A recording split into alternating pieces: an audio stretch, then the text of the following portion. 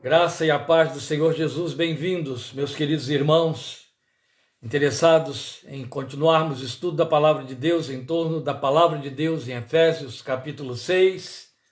Hoje nós temos aí o terceiro adereço com o qual trabalhar, da toda a armadura de Deus, de que Paulo nos tem exortado a tomar posse pela fé.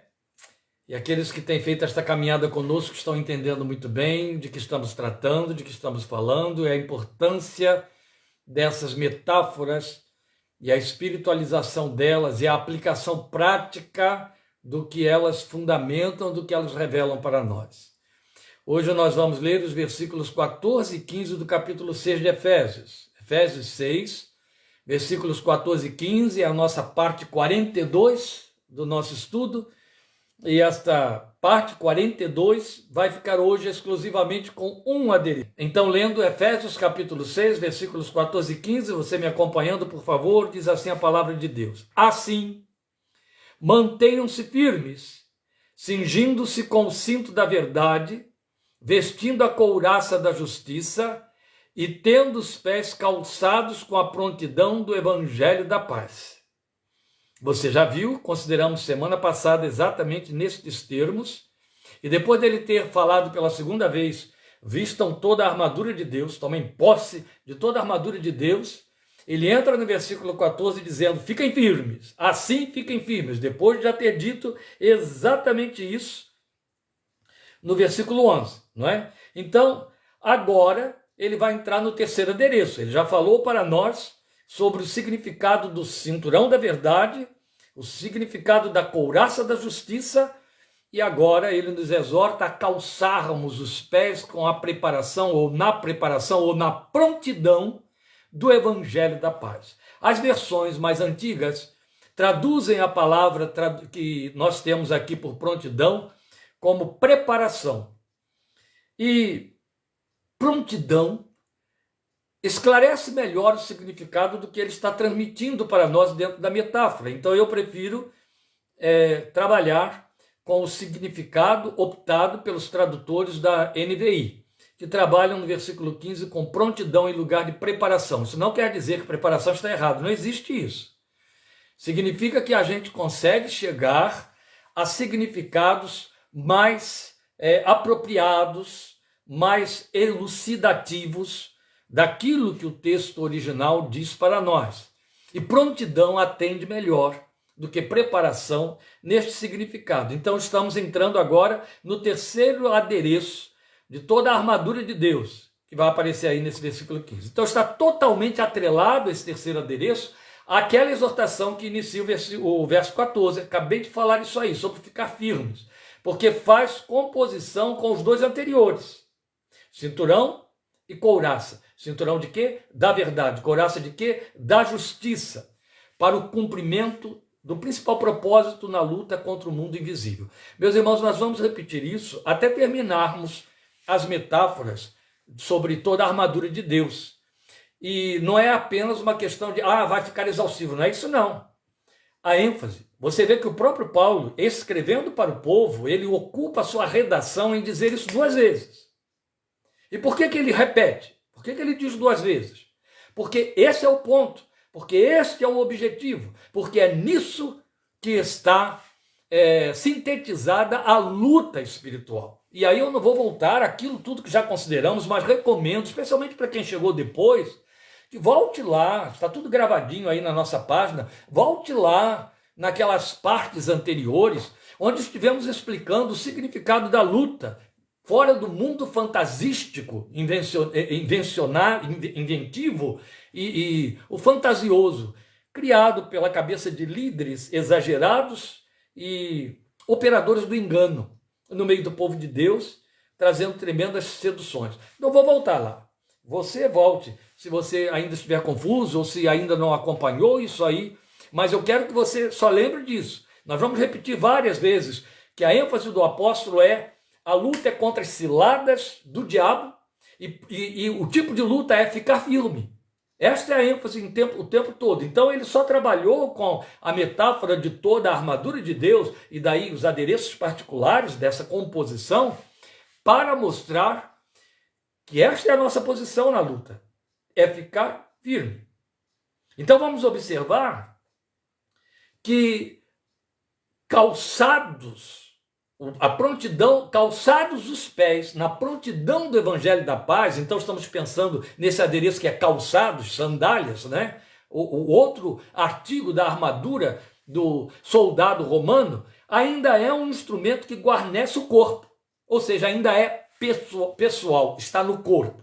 Claro, eu acho que é bobagem fazer esse tipo de realce aqui, porque não é, eu não quero diminuir aí, em hipótese alguma, não quero que você pense que eu estou diminuindo a sua inteligência, a sua capacidade cognitiva. Eu só preciso que você torne isso muito aflorado no seu entendimento enquanto estamos falando, por conta dos muitos anos em que nós fomos o tempo todo bombardeados com distorções, nas interpretações muito fantasísticas dessa metáfora. Então, é lembrar que quando a gente está dizendo aquilo que guarnece o corpo, não estamos falando do nosso corpo, não é? Estamos falando dentro da linguagem metafórica de que o apóstolo se serviu. Aquilo que é pessoal para o cristão, aquilo que diz respeito à sua vida pessoal, aquilo que tem a ver com sua guarnição. Então, ele está sendo guardado, não confundir guarnição com ser guardado, ele está sendo guardado por esses adereços. O que o guarda a verdade? O que o guarda a justiça? O que o guarda a prontidão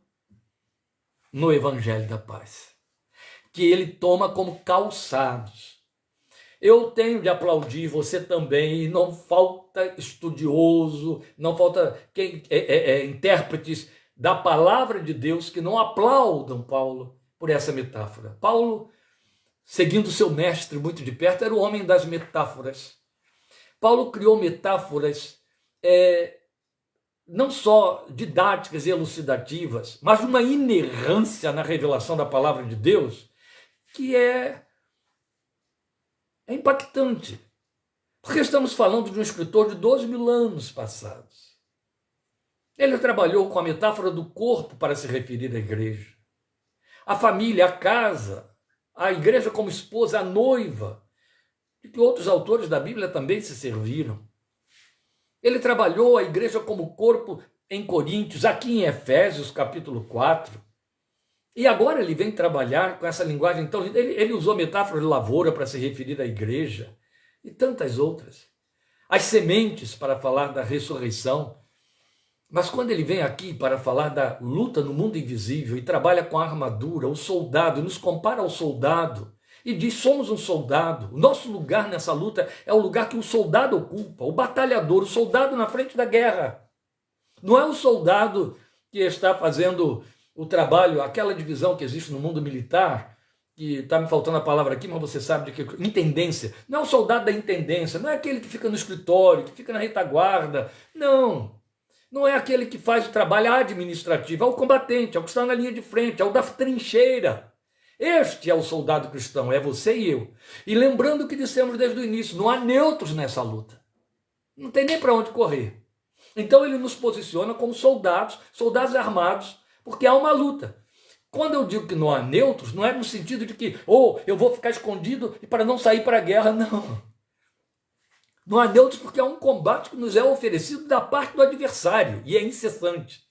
Nós é que não nos apercebemos disso. E há aqueles, não é, que inventam um tipo de batalha a que Paulo não se refere, que a Bíblia não referenda, criam essa batalha fantasística da qual de cuja fantasia Satanás se serve muito bem para se esconder e perpetrar a verdadeira luta que pode tirar o crente da posição, enquanto fica enganado com fantasias. E aí inventam 1000 coisas a respeito dessa batalha que nada tem a ver com um soldado enfrentando um conflito do qual a maioria não se apercebe. Então, voltando aqui ao que nós estamos considerando, ele está trabalhando com sapato, então ele vai lá para os pés, sandálias, porque ele está pensando numa coisa só: fica firme, fica firme. Então vamos acompanhar a lógica desse pensamento do apóstolo. Veja, esses 3 adereços, eles são a garantia exclusiva da possibilidade de ficar firme, porque garantem o equilíbrio. Guarde essa palavra, por favor. Garantem o equilíbrio. De que estamos falando? Estamos falando de cinturão, que vai segurar as vestes, vai promover, favorecer mobilidade, vai evitar tropeço, que vai viabilizar a possibilidade de ter onde o soldado ficar armado, colocar a sua espada. Estamos falando de couraça, que vai guardar a parte mais visível e, por ser a maior, o alvo favorito de ataque do diabo. E aí, quando a gente pensa na couraça, a gente está pensando no tórax e no abdômen, onde estão as nossas entranhas, onde estão os nossos sentimentos. E o ataque aos sentimentos é algo tão real no mundo espiritual, que Paulo nos ensina aos Filipenses, que para nos aliviarmos dos sentimentos de ansiedade, que nos abalam, que adoecem, que inviabilizam e até enfraquecem a fé, ele diz: façam conhecidas as suas petições diante de Deus, com súplicas e orações, com ações de graças, e a paz de Deus, que excede todo entendimento, vai guardar os corações, os sentimentos e a mente de vocês. Satanás ataca nos sentimentos, Satanás ataca na mente. E tem muita gente por aí preocupada em Satanás atacando o estômago, o fígado, o intestino, os rins, o corpo físico. Tolice e mentira, engano. Satanás está preocupado em atacar aquilo que você não tem como resolver no consultório do médico, no ambulatório ou numa sala de cirurgia. Ele está preocupado em atacar aquilo do qual só você mesmo pode se defender.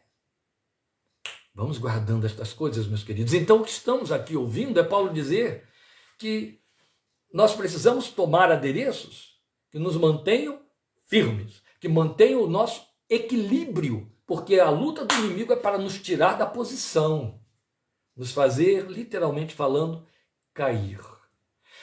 E de novo, Paulo faz uma advertência aos coríntios, dizendo: aquele que se julga estar de pé, olhe que não caia. E esta linguagem desses movimentos, queda, impedimento, não avançar, recuar, ela é vasta no Novo Testamento. Ela é vasta no corolário doutrinário dos homens que o Espírito de Deus inspirou para ensinar os crentes, ensinar a igreja. Judas fala desse movimento, Judas fala de líderes que são como que recifes encobertos, que vão fazer com que a navegação da nossa fé só sobre entre esbaroe e vá a fundo, vá a pique. Nós vamos encontrar Paulo falando: aquele que milita não se embaraça com negócios desta vida. E há tantas outras expressões que vão falar desse movimento, desse mover, desse agir, ir e vir. E Pedro, se referindo às hostes malignas, que conhecemos como anjos decaídos, ele diz que eles não guardaram a sua posição. Ora, todo o propósito de Satanás é levar o homem, primeiro, a se entender independente de Deus, e melhor e maior do que Deus. Isso está desde o Éden, desde os primórdios, a competir também, recebendo da sua própria identidade. A sua identidade é não ficar firme, ele não guardou posição. O que ele quer com a igreja? Que ela não guarde posição. Primeiro, que ela se avulte, ela se entenda superior a Deus, igual a Deus ou melhor do que Deus. Depois ele quer que ela perca a posição dela. E aliás, ele perdeu a partir desse caminho mesmo, quando se achou com capacidade de ser maior do que Deus. Pois bem, vamos pensar então rapidamente, porque eu disse que vamos nos ocupar hoje só com um dos adereços, esse aí, que são os sapatos, as sandálias. Vamos então rapidamente pensar aqui: o cinto, já falamos, para favorecer a liberdade de movimentos. A couraça, para proteger a região mais evidente de maior alvo no ataque. E os sapatos, ou calçados, que em termos literais seriam sandálias, as sandálias do soldado, para um só tempo dar estabilidade e proteção no campo de combate. É claro que se estamos trabalhando com a metáfora, nós temos que entendê-la. Então temos que entrar dentro da realidade da metáfora. Nunca esqueça que a visão do apóstolo era o soldado romano ali do lado dele, totalmente aparamentado. Ele vivia geralmente entre dois, acorrentado, algemado entre eles, preso, maior parte do tempo. E aí, E exatamente nesse contexto em que ele está escrevendo, ele tem essa visão ali muito próxima a ele.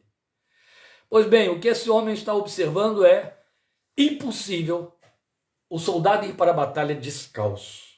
De jeito nenhum. Alguns escritores, entre eles Lloyd Jones, frisa muito o fato, dentro da história, de que os exércitos da antiguidade prevaleciam quando eles tinham mobilidade. Quando os generais orientavam os seus soldados a serem ágeis em termos de correr, em termos de avançar, de chegar na frente, de chegar primeiro. Davi fez isso. Depois temos na história Alexandre o Grande e, como um bom inglês, Lloyd Jones cita Cromwell como um dos generais que conduzia o seu exército. No caso de Cromwell não era um general, mas era um chefe de Estado que orientava os seus generais a levar o seu exército a ter mobilidade o tempo todo. E então é claro que para um soldado ter mobilidade, ele precisava estar absolutamente seguro de que seus pés estavam guarnecidos. Primeiro, para poder correr. Segundo, para poder pisar sem riscos e sem feriduras. Uma estratégia muito comum usada nos campos de batalha. Ainda esta semana, assistindo aí com a minha família um desses filmes de guerra, nós estávamos vendo isso aí, eram colocar espetos no campo de batalha, porque a luta era feita corpo a corpo. Então eram colocados espetos cujas pontas mal apareciam para fora do terreno, de maneira que quando o soldado entrava naquela região, aqueles espetos se enfiavam por seus pés e eles já caíam ali mesmo. E a partir dali era impossível ficar de pé, impossível continuar a luta. E garantidamente, morte certa os esperava.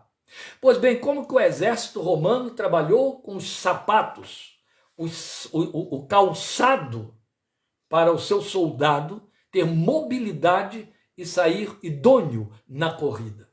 Eles fabricavam sandálias de couro duplo, em cuja sola, a parte para fora, recebiam os tachões, que serviam para dar estabilidade, para que o soldado pudesse pisar e se movimentar, especialmente no embate com o outro, e ficar em pé, firme sobre os seus pés, firme, de maneira que se os golpes viessem contra a couraça, se os golpes viessem contra o escudo, se os golpes viessem tentando acertar a cabeça guarnecida com o capacete, de que falaremos proximamente, ele ainda estava com seus pés suficientemente firmes para poder pisar sem risco de resvalar, porque havia tachões fixando, segundo o seu peso e o movimento que fazia, seu corpo sobre o solo, em pé. Essas solas eram duplas. E essas sandálias eram presas às suas pernas através de tiras, que ele tinha de amarrar muito bem. E este é o ponto. Este é o enfoque de que Paulo se serve para chamar a nossa atenção. Quanto à sandália ter tachões e nos garantir firmeza no chão, isso foi coisa de Deus. Nunca esqueça que ele diz que é a armadura de Deus. Ele a tem. Ele que nos dá essa armadura. Então não esqueça, veio dele a verdade, vem dele a justiça, vem dele o evangelho da paz. Tudo vem dele. E assim o que mais veremos adiante. Mas usar é coisa nossa. Sou eu que tenho de colocar o cinturão, sou eu que tenho de pôr a couraça, sou eu que tenho de atar as sandálias nos meus pés. E aí a beleza da metáfora se amplifica quando Paulo fala deste soldado sentado em algum lugar sobre uma pedra, um tronco, o que fosse, amarrando essas sandálias com todo o cuidado de esticá-las bem, de maneira a não ter nem desconforto e nem frouxidão. Esticá-las para ter uma amarração segura que as prendesse bem nos pés. Preparação ou prontidão. O evangelho da paz é o nosso calçado, entende? Esta é a ideia trabalhada pelo apóstolo com esse maravilhoso ensino que ele traz para nós. Então, prontidão ou preparação no evangelho da paz. É isso que precisamos entender. Devido à expressão evangelho associada à linguagem da paz, evangelho da paz, muitos pensam que se trata de preparação para evangelizar. Não. Estaria totalmente fora do contexto aqui. Paulo estaria dando uma disparidade detonaria com todo o significado da metáfora. Isso não existe na Bíblia. No estudo da interpretação dos textos bíblicos, há uma concordância inequívoca e única em toda a Escritura. Ela não diz uma coisa aqui no momento e outra totalmente diferente no outro. Não, ainda mais quando se trata de um escritor da estrutura deste homem de Deus. Então, Paulo, quando ele está falando de prontidão do evangelho da paz, ele não está dizendo prontos para pregar o evangelho. Não, tem a ver com você, é guarnecer o seu corpo.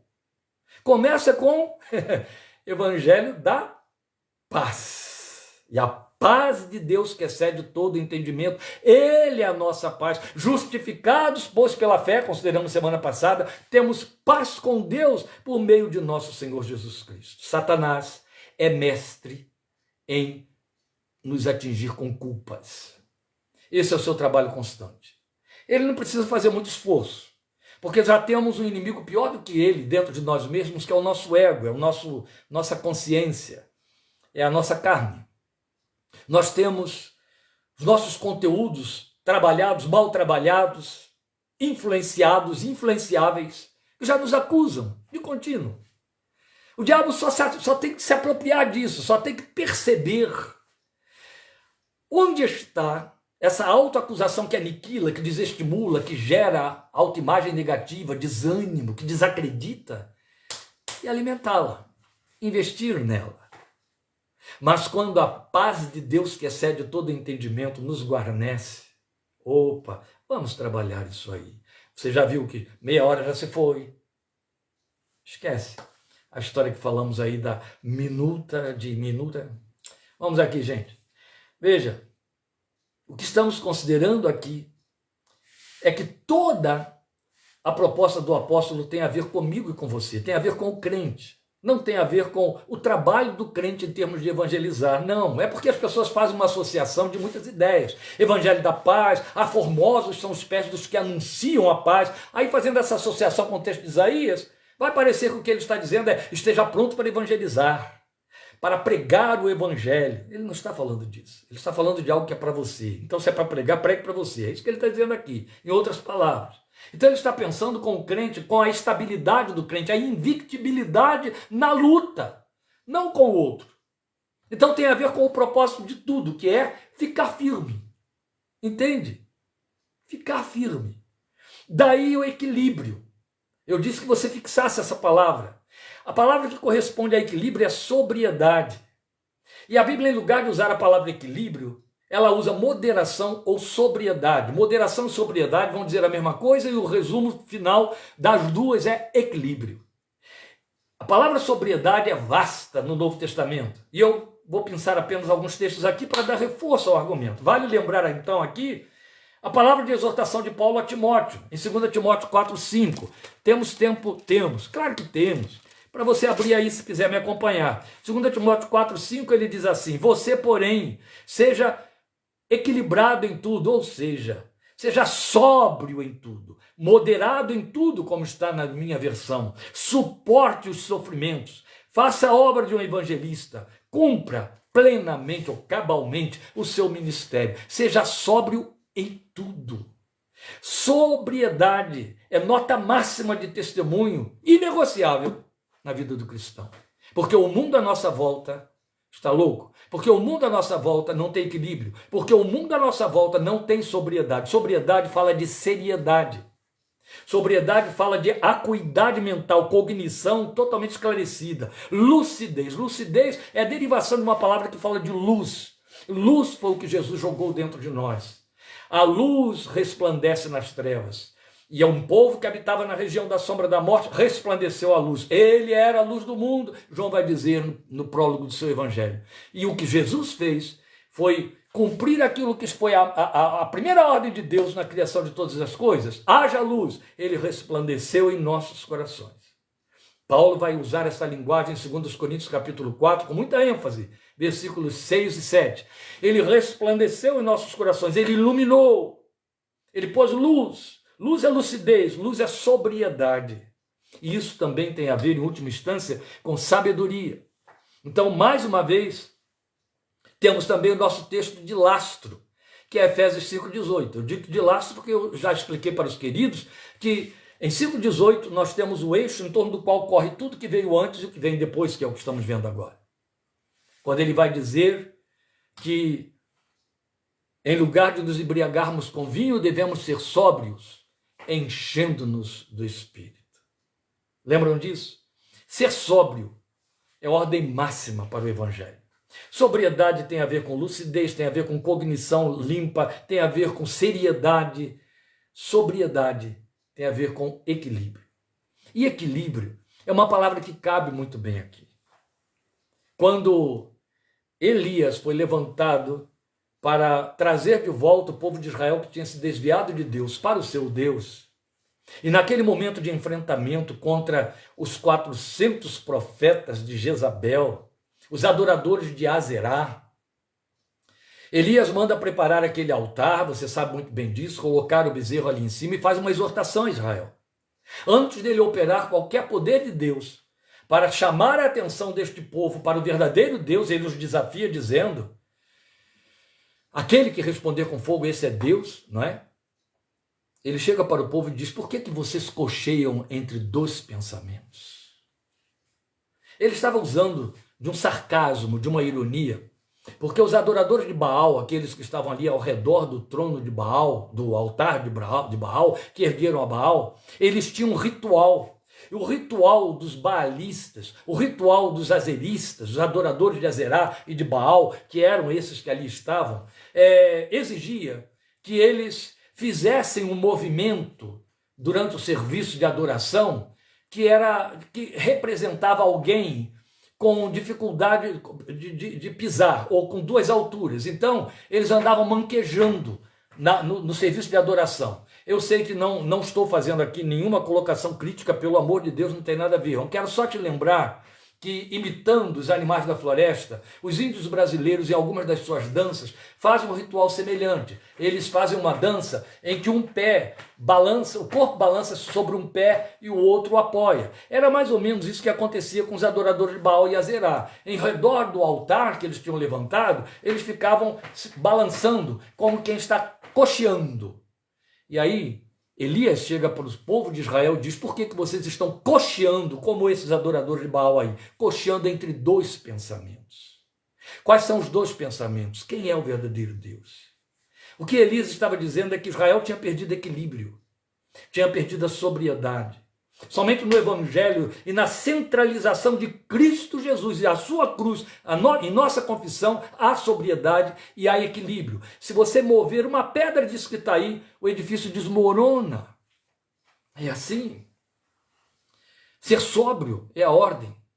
O mundo à nossa volta está intoxicado, e a intoxicação, a primeira coisa que ela faz é entorpecer.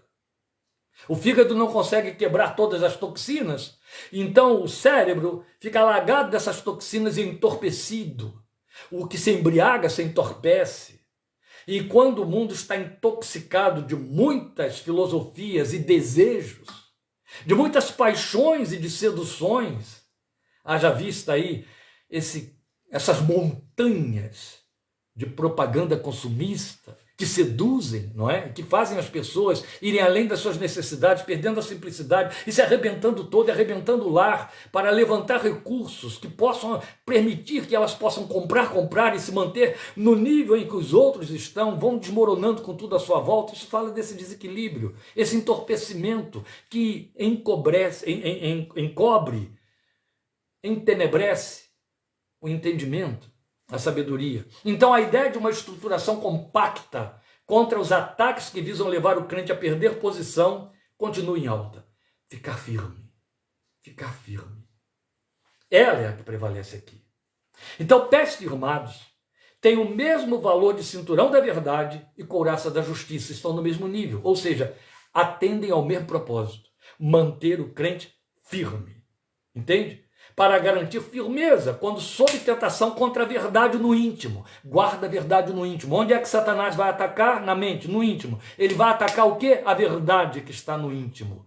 Aí é impossível não lembrar a tentação sofrida pelo Senhor Jesus em Mateus 4, que é emblemática para nós.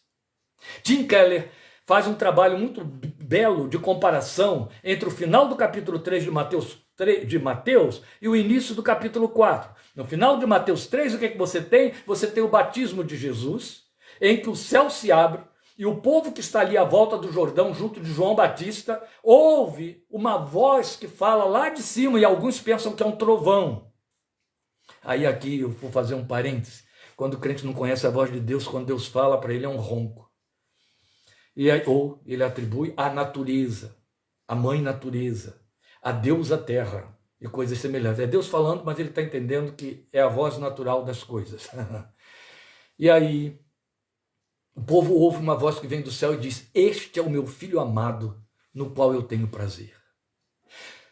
Quando isso acaba, quando o silêncio toma conta do espaço, Jesus está agora revestido do Espírito. Esse mesmo Espírito que o reveste o leva de imediato para o deserto, a fim de ser tentado pelo diabo. Lá está Satanás esperando por ele, o Espírito Santo leva e permite.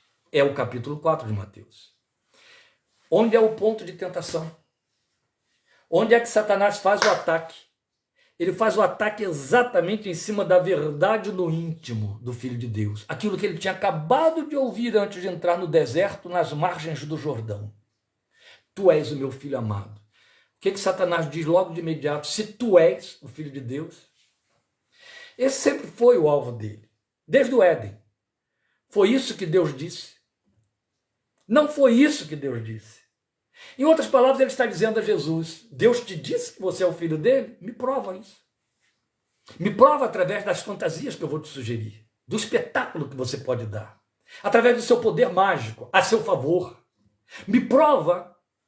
E aí você vai me provar por fim. Se você provar, você estava em dúvida.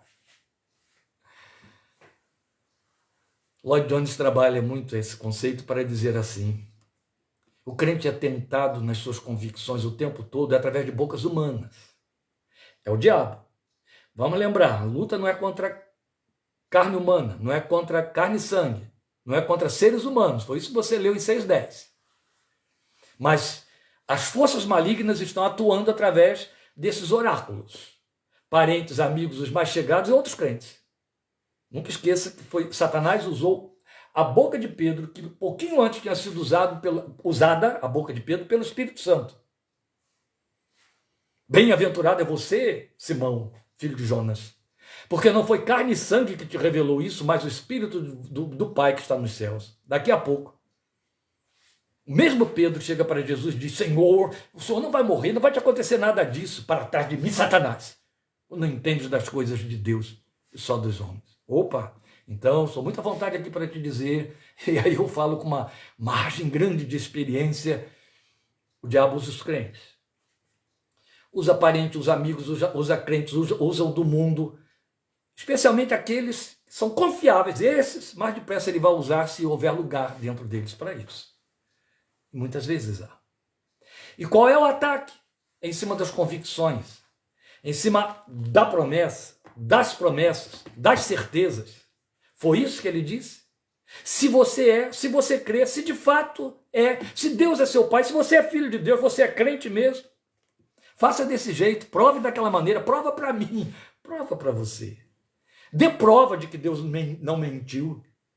E aí ele induz você a ser defensor de Deus. Bem, a gente dá desculpa aos que são muito pouco instruídos, os que Paulo chama de neófitos. Mas e quando se trata de crentes veteranos, de líderes? E aí fica como? Onde a gente os põe? Sério, não é? É ali que ele vai trabalhar. É em cima das convicções íntimas da verdade. Qual é a razão para o Espírito, a Bíblia dizer em Romanos capítulo 8, que o Espírito de Deus testifica com o nosso Espírito de que somos filhos de Deus? Não bastaria dizer que eu sei. Ainda esta semana, compartilhando aqui uma palavra com um grupo de irmãos que estava aqui conosco no sábado, eu estava usando Romanos 8, falando dos 3 saberes de Paulo, e acabei falando de um só dos 3 saberes, onde Paulo está dizendo: sabemos que, eu estou bem certo, ele vai dizer para Timóteo. Abraão estava certíssimo, ele vai dizer em Romanos 4, lá em Romanos 8. O apóstolo Paulo está dizendo: sabemos. Então ele não poderia dizer: o Espírito nos faz saber que somos de fato filhos de Deus? Não foi isso que ele disse em Romanos 8. No mesmo Romanos 8 ele disse: o Espírito dá testemunho com o nosso espírito, é lá no íntimo, lá dentro. Você é filho. Satanás vai tentar derrubar você da firmeza dessa verdade e trabalhando com fenômenos e com efeitos, com realidades do mundo visível. Ele é mestre nisso. Se ele se ele se atreveu a pretender isso com o autor da fé, que sobra para mim e para você? Ele foi trabalhar com propostas de fenômenos. Como é que ele quis levar Jesus a provar que Deus não tinha mentido, ou que foi de fato a voz de Deus que Jesus ouviu, ou que suas convicções prevaleciam? Faça os efeitos acontecerem. Vamos dar um espetáculo circense aqui. Lança-te do monte. Transforme as pedras em pão. Cumpra, através da fé, a saciedade da sua necessidade imediata, temporal e material, carnal até. Tudo isso está por detrás. Ele ganhou uma legião de crentes com uma coisa maldita, um falso evangelho chamado teologia da prosperidade, que a primeira coisa que fez e botou e intoxicou o coração de crentes incautos foi: se você prospera pela fé e temporalmente, é porque você é filho de Deus e você é abençoado por Deus. Se você não prospera naquilo que faz, em cima da sua oração, se não obtém resposta de cura imediata, ou de riqueza, ou de boas vendas, ou de prosperidade, Deus não está te abençoando, sua fé está falhando, você não é filho de Deus. É Satanás, meus queridos, é Satanás. É o espírito das trevas, é a luta contra a qual temos de lutar, tentando nos tirar da nossa posição, e levou de roldão uma multidão que se pensa cristã, porque frequenta templos evangélicos, os filhos da teologia da prosperidade. É um povo que faz uma confissão totalmente igual a nós, mas tão eivados de engano quanto aqueles que reputamos por seitas. A teologia da prosperidade é a mais falaciosa seita que poluiu a Igreja de Cristo nos últimos 40 anos. Então, pés firmados assumem o mesmo valor do que ouvimos na oração de Paulo pela igreja, aqui mesmo em Efésios, capítulo 3, versículo 17. Portanto, ele vai dizer, 3,17, para que Cristo habite no coração de vocês mediante a fé. E oro para que, estando arraigados e alicerçados em amor, tem este mesmo sentido, arraigados, ou seja, com raízes profundas, fundamentados ou alicerçados. Então estamos falando de base, de fundamento da estrutura. Não é um trabalho de evangelização, é um trabalho de autossuprimento, autoalimentação, de fortalecimento da posição espiritual. A solidez de uma confissão sem fissuras, é isso que estamos falando, sem titubeios, inegociável, quaisquer que sejam as propostas ou as falácias. Sabe, aquilo que se assemelha à verdade, mas na verdade é a mentira vestida de verdade, chamada de sofisma. Paulo nos fala sobre isso. Então, na verdade, pés calçados na prontidão do Evangelho da Paz significa convicção profunda, testificada pelo Espírito Santo. De maneira que Paulo pôde dizer aos crentes, com tremenda ousadia, que tremendo desafio, quando ele diz: ainda que um anjo venha do céu e nos pregue uma outra coisa, um outro evangelho que não este, será anátema. Não pense você que ele vem e diga: ó, esse é o livro disso assim, assim. Essa aqui é a revelação que fulano de tal recebeu no monte tal. Não. Isso aí é descarado demais. Se você tem temor de Deus e conhece a palavra de Deus como sendo a única palavra de Deus, com autorização plena para a revelação dele, você descarta isso de cara. Quem não descarta é porque nem lá esteve. Passou pela igreja, mas não foi eleito, não pertencia ao reino, a fé não é de todos. Estamos falando daquilo que acontece no seio da igreja, é a apostasia, é a verdade camuflada, ou é a mentira envernizada de verdade, é o engano. Vem com falácia. E aí funciona em última instância como se Satanás estivesse perguntando a Eva: foi assim que Deus disse? Ou dizendo para o Filho de Deus: se tu és o Filho? Entende? É sempre este propósito. As pessoas estão tão preocupadas, lembram, foi assim que começamos tudo, em ver o diabo ali, acolá, em imagem disso, no filme tal, no retrato não sei de quê, na figurinha da Disney. E ele está dando risada. Porque isso é pequeno, é pobre demais, isso não muda, não tira você de posição nenhuma, não faz nada. E aí a gente vê o crente crescendo nessa infantilidade que dá vergonha. Então é confissão sem fissuras. Ele não tem brechas por onde ele pode entrar. Mas a ênfase é a preparação. Então o que ela significa? A ênfase é isso, prontidão, preparação no Evangelho da Paz ou prontidão para o Evangelho da Paz. Significa cursos de teologia? Significa participar de seminários? Significa fazer leituras de compêndios de comentários bíblicos? Não, claro que não. Muito longe disso, e tão longe quanto estavam aqueles irmãos do primeiro século, coitados, maioria analfabeta, e a Bíblia nem estava lá ainda disponível na mão deles, não o Novo Testamento. Então não tem nada a ver.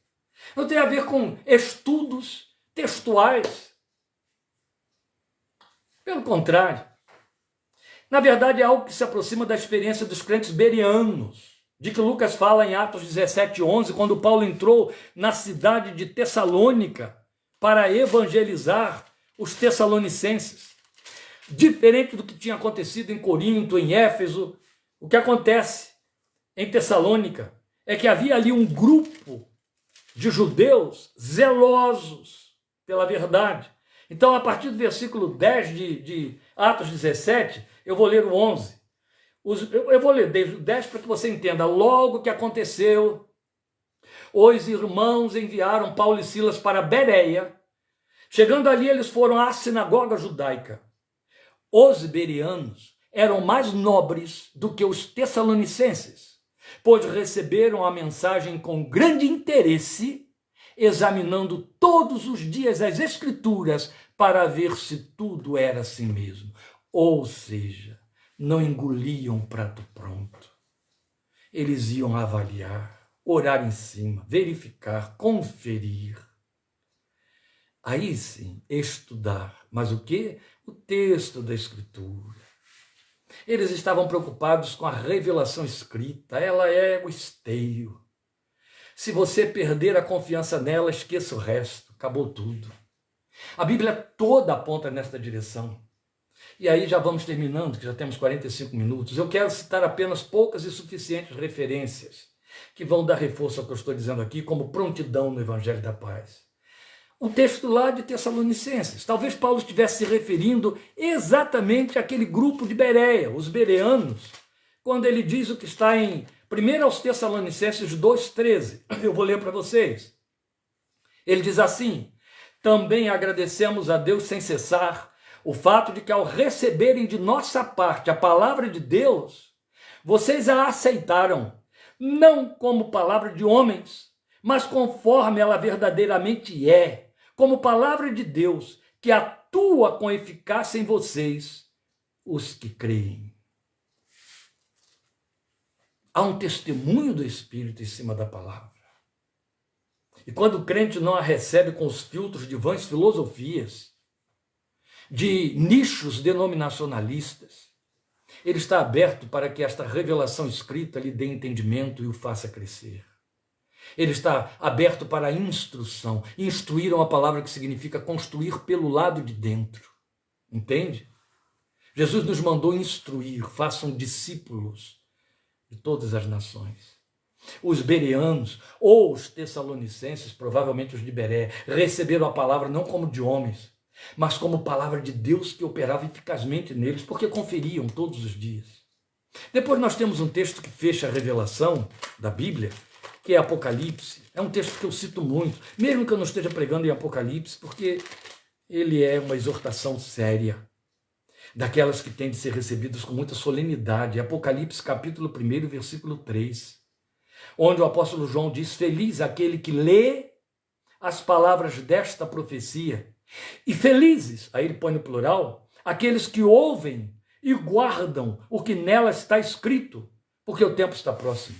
É como se ele estivesse dizendo assim: um lê, e os demais ouvem e guardam o que nesta palavra está escrito. É evidente que aquele que lê, outro tanto, está ouvindo e guardando, porque o tempo está próximo. lê, ouve e guarda. Esse trinômio, ou esse tripé, não pode ser dissociado. Se você tirar uma dessas partes, todo o valor da revelação se perde. Depois nós vamos ter Colossenses 3,16, e eu vou parar por aqui, onde o apóstolo diz: habite ricamente em vocês a palavra de Cristo. Não é lindo isso? Habite ricamente em vocês a palavra de Cristo. Meus amados irmãos, nós estamos em meio a um fenômeno que predispõe a igreja para a apostasia já há muito tempo entre nós. Um exército que cresce cada dia mais de frequentadores de cultos protestantes, que, por mais irônico que seja, de Bíblia entendem verbetes, ou então a letra de algum cântico, que às vezes tem a pretensão de dizer o que a Bíblia diz, mas vai dizer coisa totalmente diferente. Não esqueço até hoje de um cântico que eu pedi aos crentes da minha igreja que não cantassem mais, porque ele falava, atribuía ao Espírito Santo uma força que habita entre nós. Isso é heresia. Mas são coisas que se reputa por inocentes. Sabe aquele problema que existe no caráter de alguns crentes, de serem complacentes e permissivos em cima de coisas que são fundamentais para a confissão, e passam por cima, dizendo: não, Deus entende. Tudo bem, Deus entende, quem não entende é você, né? Quem não entende é o confessor que está distorcendo tudo e produzindo filhos da distorção. Então isso é muito sério. Paulo está falando de uma palavra que habita, o verbo é habitar. Isso é prontidão no Evangelho. Olha o verbo de Colossenses 3,16. Habita, ele está dizendo que habite. Ele não está dizendo que você, de vez em quando, leia e conheça. De vez em quando você decore um versículo aqui, outro lá, aquele que te agrada, aquele que é uma promessinha tirada de uma caixinha, aquele que, de alguma forma, é atraente a você. Decore esse texto. Recita na hora da necessidade. Oh, queridos, são os talismãs inúteis que a gente importa para dentro da nossa confissão. Paulo está dizendo que ela habite ricamente. O que é habitar? Eu habito com a minha esposa. Ela habita comigo. Quando minhas filhas eram solteiras, habitavam comigo. Em outras palavras, moravam junto, debaixo do mesmo teto. Ocupavam-se e preenchiam os mesmos espaços comuns. Habitar é isso. Que a palavra de Deus habite ricamente em vocês. E ele vai além. Ensinem e aconselhem-se uns aos outros com toda a sabedoria. Se a palavra habita ricamente, você está apto para ensinar, aconselhar e receber conselho e ensino, porque é uma via de duas mãos. Então prevalecerá sempre a máxima do apóstolo Paulo em Romanos 10:17. A fé vem pelo ouvir, e ouvir a palavra da pregação. Aprender e saber de quem se tem aprendido, conforme Paulo ensinou a Timóteo. Aquilo que você de mim ouviu entre muitas testemunhas, guarda isto. Saiba de quem ouviu. É muito importante para que você possa ensinar a outros que sejam idôneos. Que sabedoria no exercício da sua didática, trabalhando com o seu discípulo. É aprender, mas sabendo de quem está aprendendo. É preciso ter muito cuidado, não é apenas o que ouve, mas de quem ouve. Porque é aí que mora o mal. Então, quanto menos o crente sabe da revelação escrita pela qual alimenta a sua fé, mais fraca e mais desacreditada fica a igreja de sua geração, e mais desacreditada fica a sua confissão, e qualquer um que chega e põe ali um pequeno tempero, um farejar de uma distorção, ele já se colocou em dúvida e confuso. Eu vi, para minha profunda tristeza, isso acontecer tantas vezes e tão de perto, meus queridos. Quantas vezes eu vi o lamento de Paulo sobre as igrejas da Galácia se repetir no meu entorno. Quando ele olha para aqueles crentes aos quais se dedicou e onde investiu tanto da sabedoria do Espírito de Deus, e ele diz para vocês: vocês corriam bem. Quem os seduziu para que vocês deixassem a verdade? Da graça vocês têm caído. Como eu vi irmãos nossos que só por mudarem de um estado para outro, de uma cidade para outra, encontraram lá um mestre bombando, mestre do engano. e se deixaram seduzir. Daqui a pouco aquela verdade daquele mestre se tornou a verdade deles, que aí vieram tentar seduzir outros, etc. Isso se repete sem cessar, sem cessar. Até hoje eu me espanto quando eu lembro de um grupo de jovens. Eu estou falando de uma coisa acontecida há uns 25 anos atrás. Então, quando a gente teria de pretender que os crentes estavam mais maduros do que hoje, mais sólidos do que hoje, filhos de igrejas históricas me levaram para fazer um retiro espiritual com eles, um acampamento. Eram jovens, eram vários jovens, algumas dezenas. E num dos intervalos dos cultos, eles estavam trocando experiências entre eles pelos corredores. E eu fatalmente passei por um desses grupos, os mesmos que estavam lá nos ouvindo ao longo do tempo, que estavam trocando essas figurinhas. A sua igreja, o seu pastor, por absoluta falta de discernimento e de zelo, abriu espaço no púlpito para um promotor de demonologia evangélica. E essa gente estava, esses rapazes e moças, estavam profundamente impressionados com as verdades que aquele demonologista falou. Entre tantas asneiras, imperdoáveis asneiras, tiro na inteligência, lá estavam eles surpresos de ouvir dizer que deveriam ter cuidado de não acender velas dentro de casa quando faltasse energia. Porque quando apaga-se a vela, a fumacinha que vai andando faz o caminho do diabo, que é dono das velas, por dentro da casa do crente. Eles estavam impressionados. É triste, não é? Enquanto os pés não estiverem devidamente calçados, o crente nem se sente firme e muito menos pode avançar e lutar. Calce seus pés na prontidão do Evangelho da Paz, para que você possa ficar firme contra as ciladas astutas do diabo. Deus te abençoe e fortaleça sua fé, sua paixão pelas Escrituras, seus critérios no exame delas, seus filtros para não receber qualquer tipo de ensino, de qualquer maneira, sem verificar precisamente para ver se de fato é assim. O Senhor te abençoe e te guarde e proteja a sua fé. Estejamos juntos domingo, 17h30, se você puder. Temos uma palavra especial de Deus para compartilhar com os nossos queridos seguidores, que é: qual é o nome dele? Esse é o nosso tema para domingo. Qual é o nome dele? Estou ansioso por essa palavra.